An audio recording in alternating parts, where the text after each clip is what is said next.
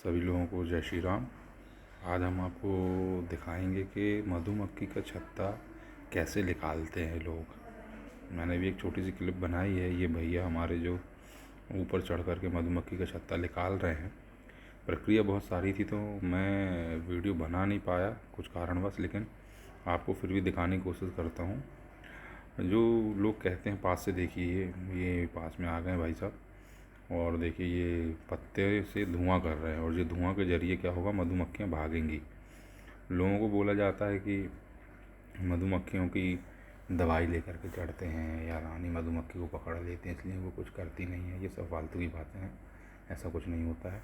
केवल ये पत्तों से धुएं की व्यवस्था बनाते हैं ये लोग और फिर वो धुआं करते हुए ऊपर चढ़ जाते हैं और मधुमक्खियाँ डर में भागती हैं वहाँ से कि जैसे आग लग गई हो, और उस वजह से मधुमक्खियाँ शांत हो जाती हैं और काटती नहीं हैं।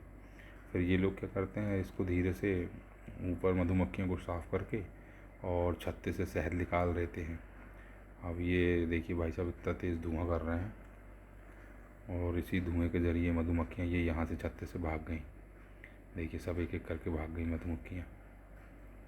उनको ये लगता है कि आग लग गई है। मधुमक्खियों का क्या है, आग से बहुत वो जल्दी भागती है क्योंकि पंख जलने के कारण डर रहता है। ये देखिए आप देख रहे होंगे। अभी इस तरीके से अभी ऊपर आएंगे, जैसे मधुमक्खियाँ भग जाएंगे तो भाई साहब ये ऊपर आ गए और फिर चाकू की सहायता से इसको मधुमक्खी के छत्ते को वहाँ से साफ़ करके निकाल लेंगे और फिर आगे मैं आपको दिखाता हूँ किस तरीके से ये शहद आपको मिलेगा। इन्होंने ये हमारे यहाँ 2 या 3 छत्ते तोड़े हैं। बड़ा मतलब ख़तरनाक काम है ये। मैं बहुत डर रहा था इसलिए मैंने खिड़की के इस पार से मैंने वीडियो बनाई है इसको।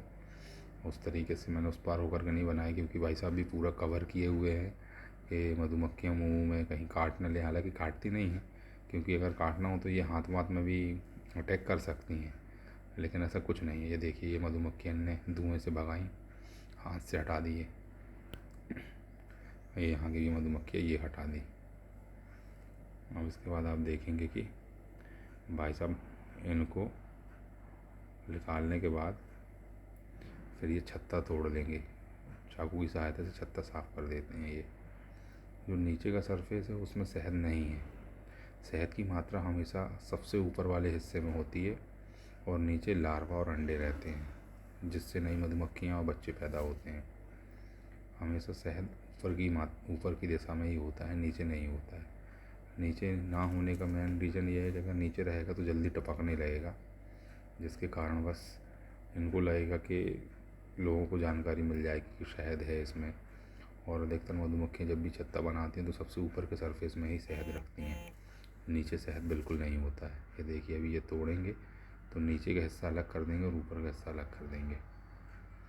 अब देखिए आप ये निकाल रहे हैं उसको, ये निकाल दिया उनने। ये देखिए ये किनारे किनारे आपको अलग ही दिख रहा होगा, पीला पीला सा वो शहद है और बीच का जो हिस्सा है उसमें पूरे में लार्वा है। ये देखिए ये इनने निकाला ये हिस्सा। अभी उसमें मधुमक्खियाँ और फंसी हुई हैं, वो अपनी जगह छोड़ नहीं रही हैं।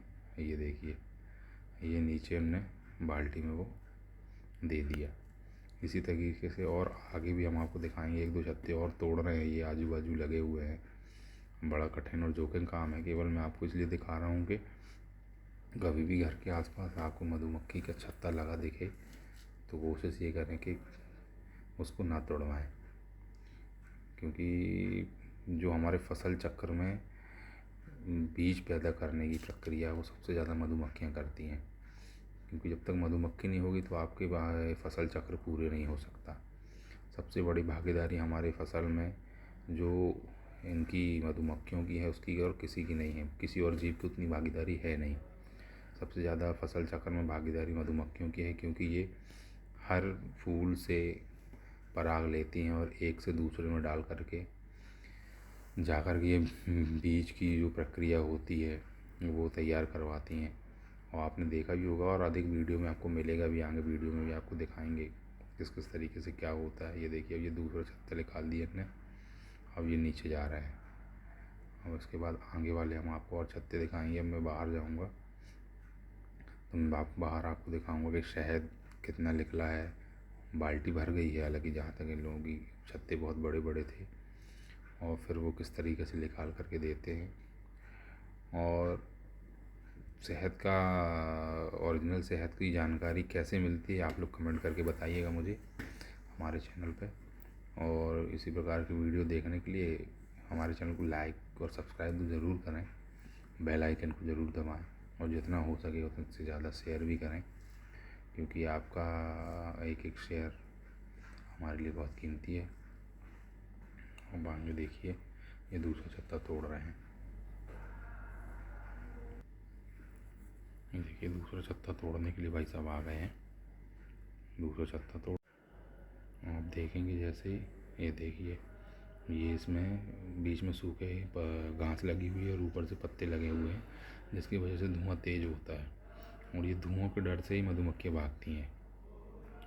और लोगों को बताया जाता है कि वो रानी मधुमक्खी पकड़ ली उनने, या कोई दवाई लगाई हुई है, या किसी चीज़ का।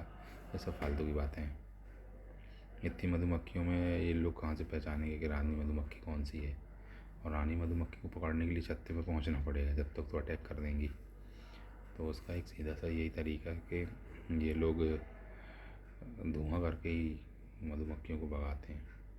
अब ये आ गए भाई साहब दूसरा छत्ता तोड़ने के लिए। 4 से 5 छत्ते तोड़े हैं इनने यहाँ से।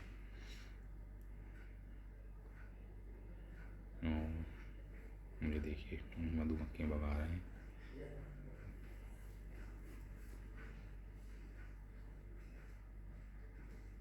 ये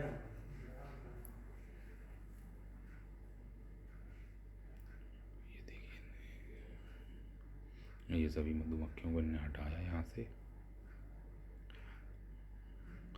देखिए धुआं के डर से मधुमक्खियाँ भागती हैं, इस वजह से अटैक वटैक कुछ कर नहीं रही। धुआं देखिए कितना तेज़ हो रहा है। ये इन्हें लगता है दूसरा छत्ता भी तोड़ दिया। अब हम आपको दिखाते हैं बाल्टी में। ये देखिए ये इतना इन्हें निकाला हुआ है। जो ये पीला पीला सा जो दिख रहा है, ये इसमें अधिकतर लार्वा और अंडे रहते हैं। जो किनारे किनारे का सरफेस है जो पीला, उसमें शहद है। ये देखिए अभी ये बॉटल में शहद भर के दे रहे हैं। अब ये प्योर शहद है।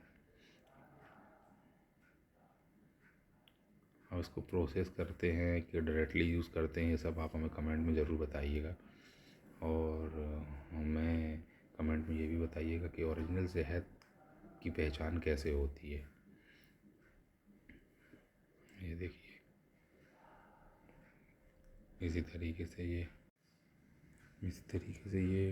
1 लीटर की बोतल में भर रहे हैं। और 1 लीटर की बोतल में हमेशा 1.5 से 2 किलो शहद आ जाती है, क्योंकि शहद लीटर से नहीं नापी जाती है, उसको तौला जाता है जैसे ग्राम में ही। ये इस तरीके से भर दिए हैं। हमारे चैनल को लाइक करें, सब्सक्राइब करें और बेल आइकन को दबाएं। जय जय श्री राम।